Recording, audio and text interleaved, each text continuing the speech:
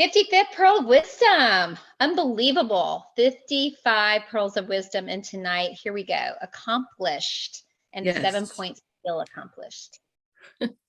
I was truly excited about it. So excited that I wasn't able to wake up in time. Okay, here we go. 7 points of leverage that make you feel accomplished and experience accomplishment. So first of all, let's look at what is this point of leverage, Point of leverage really is that it's a lever that you can use to maximum advantage and experience that feeling of accomplishment. So each of the 7 that I'm going to talk about is a lever that you can leverage, you can utilize to maximum advantage. And I'm going to go through the 7 and still be respectful of our time. So the first lever is accountable, the lever of accountable.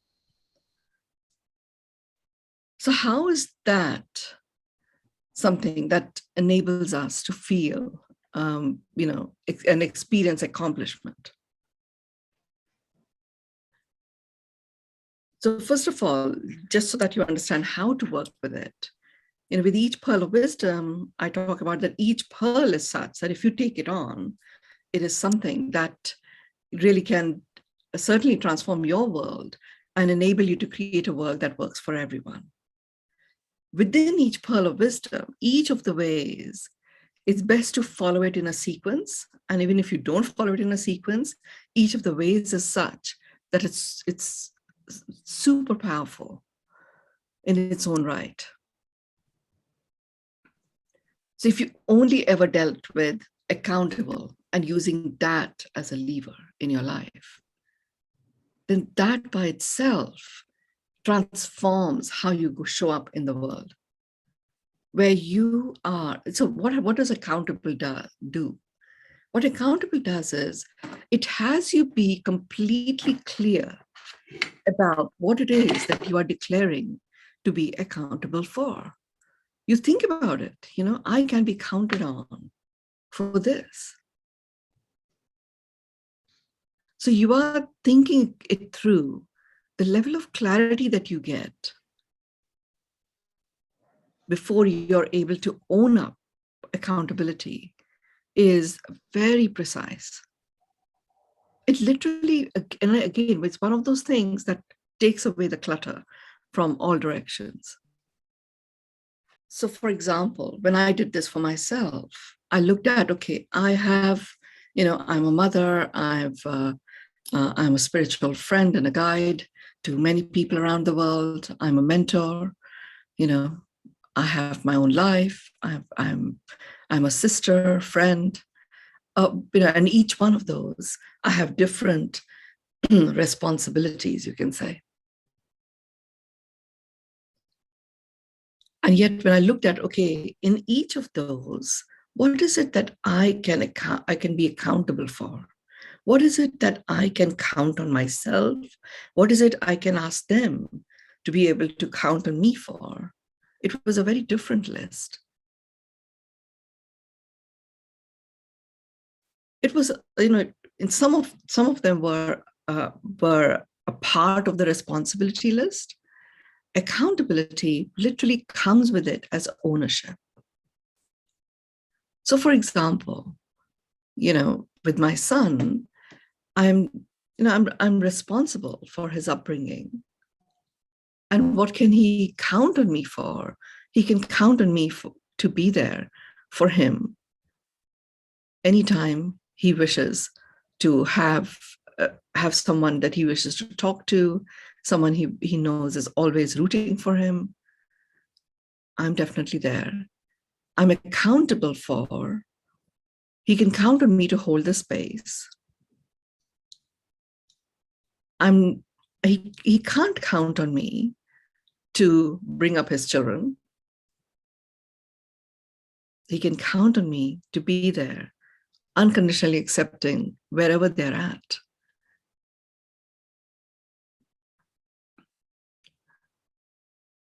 Now, the thing that happens with accountable is it gives you clarity, not just about what is it that you can count on yourself for. It also gives you clarity on what you can't be counted on. And declaring what you can't be counted on is just as important as what it is that you can be counted on. And that's where it becomes a lever. Accountable becomes a lever that you can use to maximum advantage. How do you maximize or optimize the advantage from the lever of accountable? By even in your relationships, having accountability discussions. So you can say to your spouse, you can count on me for this. And equally, you can declare what it is that they can't count on you for. And if there is something that you wish to count on them for, you can make a request. Now, when you have a request made, then the other person can choose to accept it or not accept it. In which case, you discuss and arrive at what it is that you can count on each other for. One of the ways of utilizing this particular lever is it clarifies communication. So unsaid communication, the chances of that diminish greatly. You just have to consciously choose not to have unsaid communications. So that's the first lever that you can leverage by, and the leverage results in you getting that clarity. Responsibility is your ability to respond. Accountability is really ownership of what it is that you're declaring. When you say I'm responsible for lots of things and you start feeling burdened, it actually diminishes your ability to respond.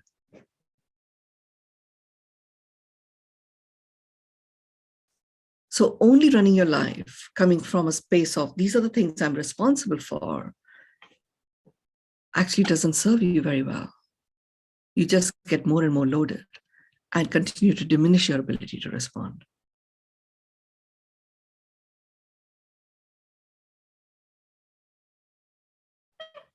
The second lever that you can leverage to maximum, that you can use to maximum advantage and experience a feeling of accomplished is challenged.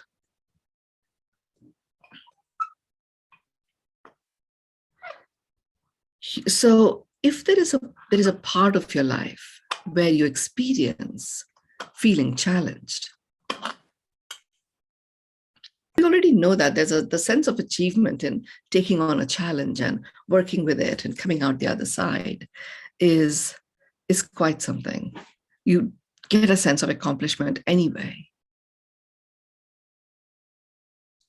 So when you feel challenged, what I say is sometimes people shy away from it. Other times they take it on full on, or they become like, I'm not going to be stopped by that. And they go for it, full throttle.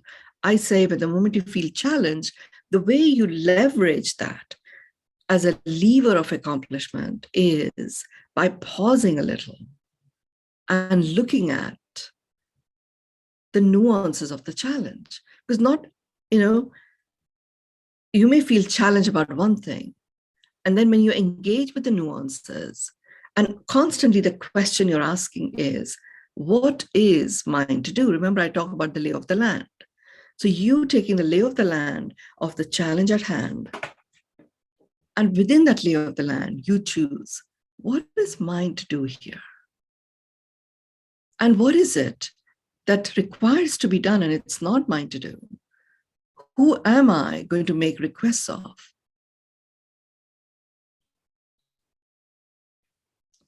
So you do the lay of the land, establish a modus operandi before embarking on action. That's how challenged becomes a lever. And remember, I do not edit the words that I get. I didn't say challenge. I said challenged. So it's only when you feel challenged. If people throw challenges at you and you don't feel challenged, go for it. No problems. The sense of accomplishment is there because you choose to feel accomplished. The moment you get challenged, it's a lever. That's the distinction.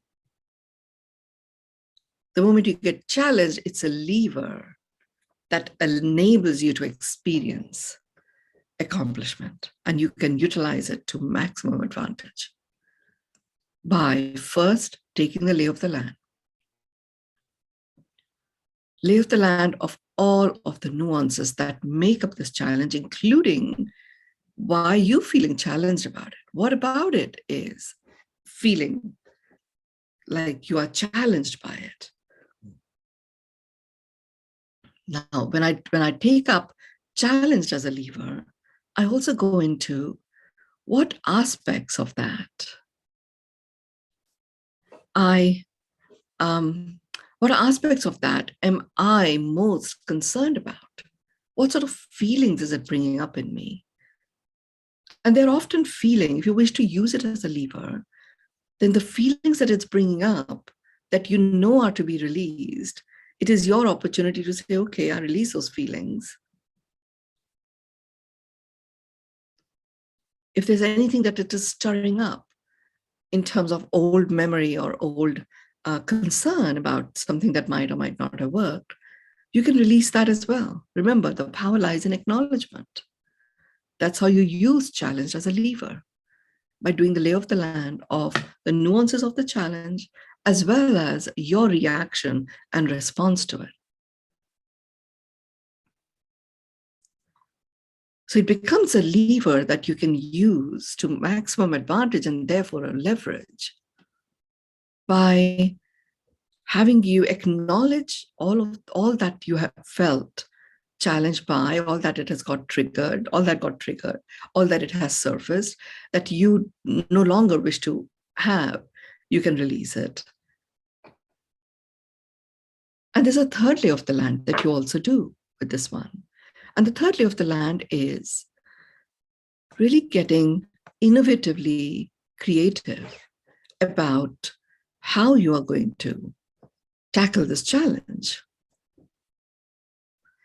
Once you understand the nuances and you've released those aspects within you that you're ready to release, that triggered you in some way, you are also now ready to get creative.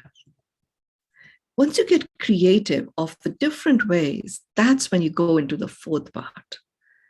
And the fourth part is really returning back to the first list of the lay of the land, where you looked at what is it that what are the nuances of the challenge?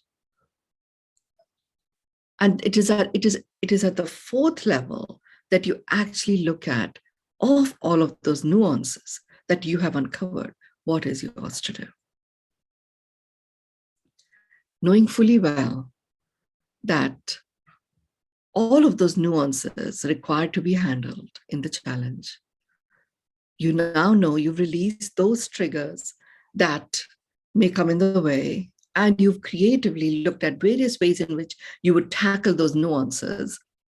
And now you're choosing what is yours to do, knowing fully well that even if any of those don't quite, if any of those, what you've taken on to do doesn't quite deliver, you creatively have other solutions that you can go into. That is how you utilize challenged as a lever. It gets you, I mean, are you feeling it already? When I started engaging with it, I was like, wow, each of the steps was, I wanted to celebrate. Each of the steps brought a spring in my step. Even understanding the nuances of the challenge actually dramatically reduced areas that I felt challenged by. And acknowledging them certainly gave me that freedom.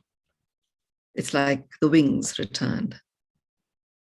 And then looking at creative ways of addressing that challenge was very exciting. And from having done that, going back to looking at the nuances and choosing what's mine to do, it was like the job is done, because I'd already got so many creative ways to handle several of the nuances that if others who I wanted to make requests of to do the nuances that I was not going to do, if they didn't deliver, it's okay. I still had various creative solutions. It also brings a very different quality of vibration to the requests you make of people, because you already know the job is done. They don't feel burdened. They don't feel that you feel entitled for them to accept the request. They don't feel dumbed on either. And that these are all those wonderful points of leverage that arise from the challenge part. The third one is, the third lever is opening opulent opportunities. And I want to take each word in turn. So opening. If you are to look at any point in time, wherever you're at, and say, okay, what are the openings for positive upliftment? I mean, I look at what are the openings for, for miracles being the norm. But if you just take, what are the openings for aliveness? What are the openings for positive upliftment that are present right now? And you just did a stock take of that.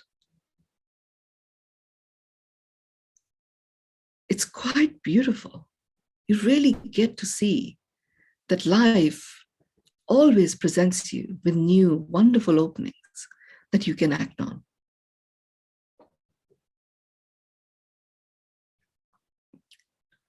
Opulent is lavish and luxurious. Once you do the stock take of the openings, you can apply a sliver to it and look at, of these openings, which are the ones that are lavish and luxurious. And, even if you have something about lavish and luxurious as the rest of the world looks at it in terms of opulence, like very Dubai bling type situation, and you may not be very comfortable in that arena, it doesn't matter. I'm talking about opulence in how you choose to live your life, how you choose to come alive. What's there which of these openings are lavish and luxurious? The fact that it's a lever, that means you can utilize it to maximum advantage in whatever it is that you're doing. That is what a point of leverage is. You apply the opulence look to the openings that you've already distilled. And it could be lavish and luxurious in terms of aliveness. When I did it, I looked at opulence. So, one of the choices of, basing myself in Dubai felt like the right thing to do towards the end of 2020. I felt it would be more like a center point from which I can go to anywhere in the world. I didn't know that, but it turned out to be that way, just because it is such a contained country that whatever we were going through in 2021 and with respect to Corona, it was able to act faster. It only had a set number of people. People were used to systems and structures being very diligently implemented. So I was in opulence, but the choice of Dubai might not have occurred if I hadn't looked at the openings that were there, available to me, including Dubai as a base being one of those. With all the pressures and uncertainties, and with the 10 commandments that I had already shared with you all, yes, they do create openings of infinite creativity, but also vigilance. I was able to find but I applied the opulence lens, lavish and luxurious living, which literally allowed me to flow in my flow and be prepared for the rejoicing vibe as the energy of the planet anchors itself and now starts moving in the direction of rejoicing. Dubai was a good base to have.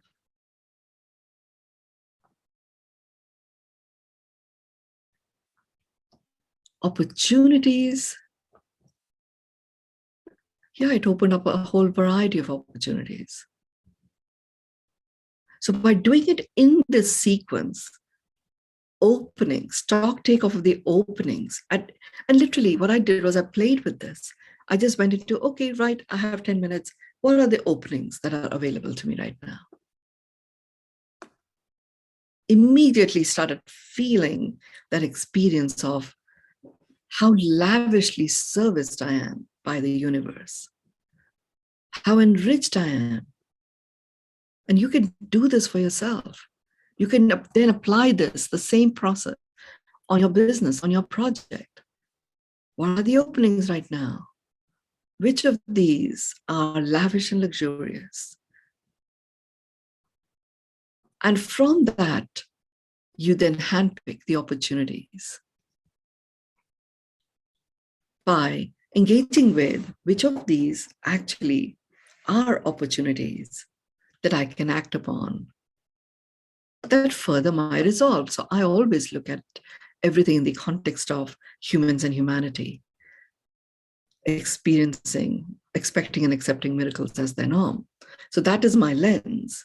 And I look at everything in that context, openings, opulence, opportunities, and I act on it. Each of these pearls, you may have noticed, they are very action-oriented, and yet they begin with a pause, an examination, and sometimes it's introspection, sometimes, and it includes external lay of the land analysis as well. And then you go ahead and take action. The fourth lever that you can leverage to experience accomplishment is miracles abound and miracles aground. Here, it is all about taking stock, having examined the lay of the land in all of these different areas. You go in and really start logging in which of these make your heart sing. And this lay of the land, miracles abound, miracles aground lay of the land, is done in a full spectrum way. Physically, what are the miracles? Mentally, emotionally, spiritually, socially, and environmentally. And you keep going, keep going, keep going. First, you begin by, when you start taking stock of miracles, what's going on that is making my heart sing? You are really presencing what's there. And I always say, when it comes to miracles, lay of the land, begin from being really close to you. So I always begin, when I do the miracle stock take, I always begin from within me. And then I go into, with my body. And then I move further away from that, literally going from within and then moving out into my intellect and, my ability to apply logic to very creative, quite esoteric concepts, my ability to bridge this learning and understanding. But that all comes afterwards, after I have talked about, the texture of my skin and the fact that I have the ability to have this wonderful experience and really enjoy living a life where all aspects of life coexist, and be able to share it in practical ways that others can actually implement it.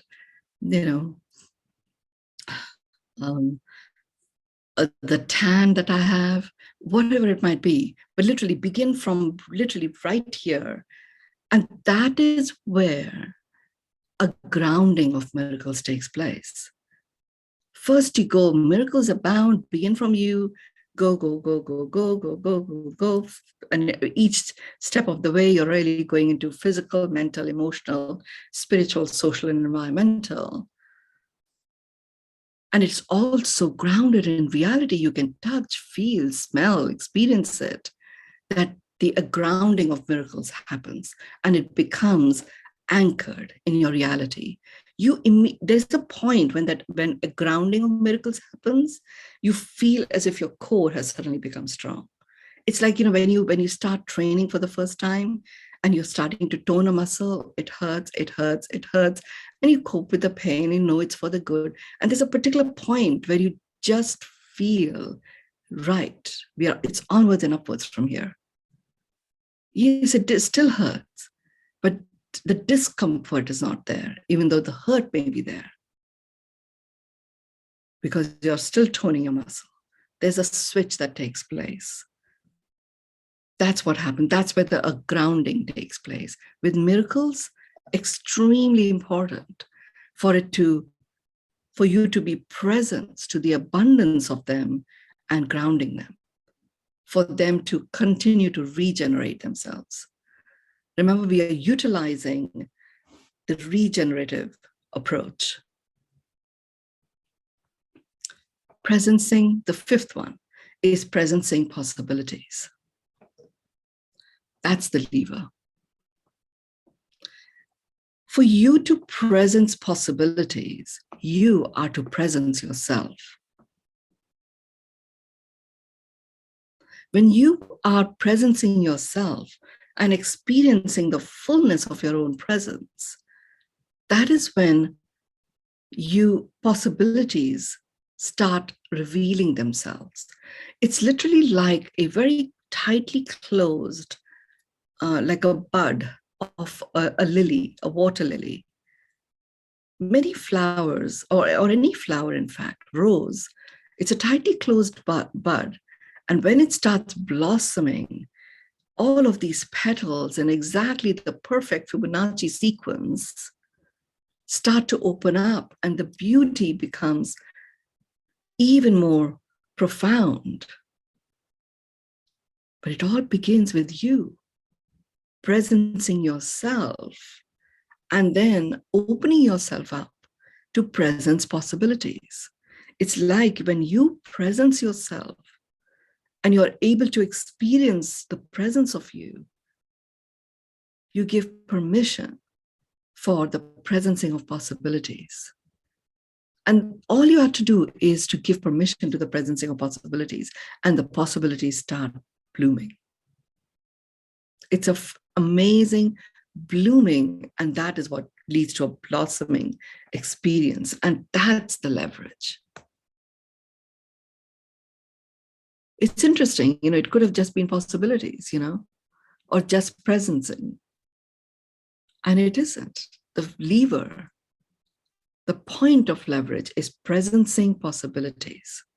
Begins with you and multiplies from there. And it literally, just the visual is that slow-mo video clip of a flower that is opening up from a bud to full bloom. That's what happens with possibilities. If you start with, okay, let's brainstorm some possibilities, and you're not present, it becomes a task and a set of nice words. Possibility by itself, when you declare something as a possibility, you're anchoring it in your present. So the lever is presencing possibilities. This is the lever that you can utilize to maximum advantage, and therefore have the leverage for experiencing accomplishment. And the sixth one is lever, leverage, and leveled. So we've already talked a lot about lever. acknowledging what are the levers that you have available to you. So for me, when I did this lay of the land examination of levers, still, if I have levers, I know I can leverage them. And in my world, because I always do the lay of the land in a full spectrum living way, physical, mental, emotional, spiritual, social, and environmental. If I'm going to utilize any of those levers to maximum advantage, it's something that, and I will not feel good mentally or emotionally if I'm misutilizing a person. So there's a holisticness that comes with it. So for example, when in my moving to Dubai, the fact that my sister was here was a lever. And that she'd been here for a long time was a lever. She knew the place, she knew the systems, she had the connections. So, we talked about it because I did not want her to feel taken advantage of. And we collaboratively co-created my move to Dubai. She was excited, having spent a whole year by herself, that we were going to be together in the same town. Okay, so we've already talked about levers. How is a lever by itself a point of leverage? Recognizing that we have levers. So what I did here was I did a lay of the land of the levers. That's what I was talking about, my sister in Dubai and all of that. We have so many levers that we don't even realize. There are certain experiences. This is the other piece that I got when I did the lay of the land of levers. I realized that any experience that I've ever had in any of the jobs or even in some of the academic pursuits that I had, nothing is wasteful. Nothing is wasteful.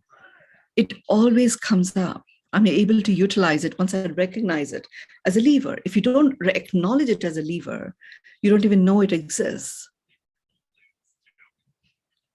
When I did the lay of the land here, even the experience of tolerating the domestic violence experience, that I had for all those years, made me relatable. It was a lever too. It made me relatable to other women who were experiencing abuse. Otherwise, my life would be super perfect and not that relatable. So it's important to understand, you identify the levers, then you know how to leverage them. And when you recognize the levers, and you start getting creative how you're going to leverage them, do it. What it automatically does, especially when you come at it from a miracle lens point of view, it keeps you very leveled. So you don't start taking undue advantage of anything. You enjoy the advantage that becomes available to you. You don't become an exploiter. I've seen people sometimes have a bit of a hesitation to go into leveraging relationships. But when you do the lay of the land in a full spectrum living way, where your intention is aliveness, and in my case, my intention, what brings me alive is my gig on the planet, then the way the leverage plays out is very different. It keeps me leveled. It keeps me in a state of experiencing humility whilst enjoying accomplishment. For my sister, it was transformational for her life and her business, having me there, right there. And we had lots of fun sister times that we haven't had for decades. And she had a family there, someone who literally knew everything because she's done all the Journey into Miracles, and now she's a part of the Federation as well. So she's done all that work of mine and added to it her own understanding and groundedness of doing business in this part of the world and how to scale projects and how to fund them and how to structure them.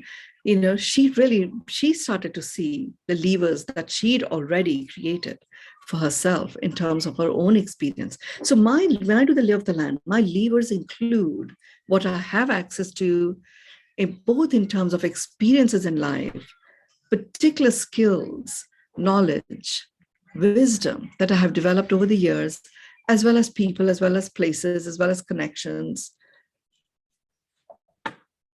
And then I go into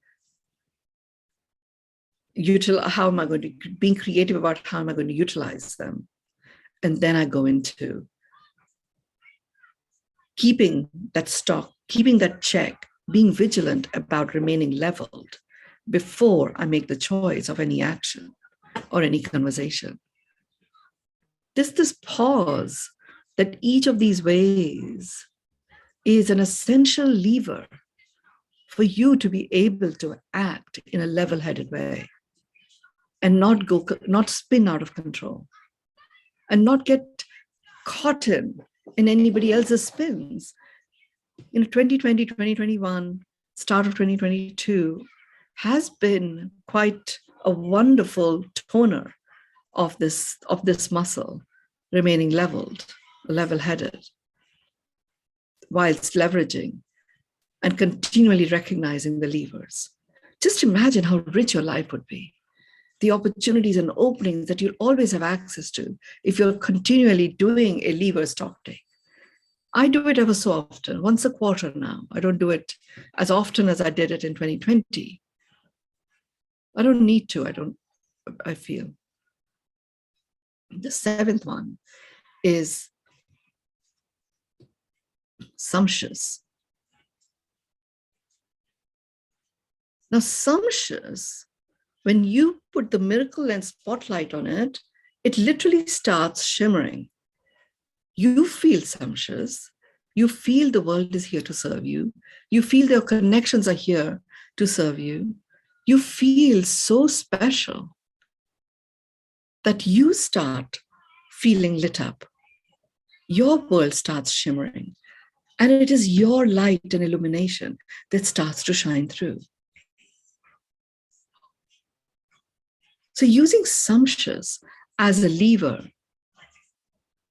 and then you're going to utilize it to maximum advantage. Again, taking a lay of the land. Where do I feel sumptuous? Even if you have a very, very traumatic experience or in different parts of your life, at any point in time, there is still something present in your reality that is sumptuous. That is, when you do the sumptuous lay of the land, it's as if the sumptuousness starts to shimmer. And you can literally take a bird's eye view, even and look at even the worst situation that you might have had. You will find one or two shiny, shimmering sumptuousness that you can distill from that. So the seventh lever requires a little bit of work. And for you to tone your sumptuous, shimmering, shines through lever, you may want to do it with some of the toughest situations that might have occurred in your life in the past, and apply the sumptuousness of stock take to those. And you will literally see glimmers of nuggets, insights, learnings, connections that start shimmering and shine through. Now, once it starts shimmering and they shine through, you can shine your own light on them and then look at the miracles in that situation.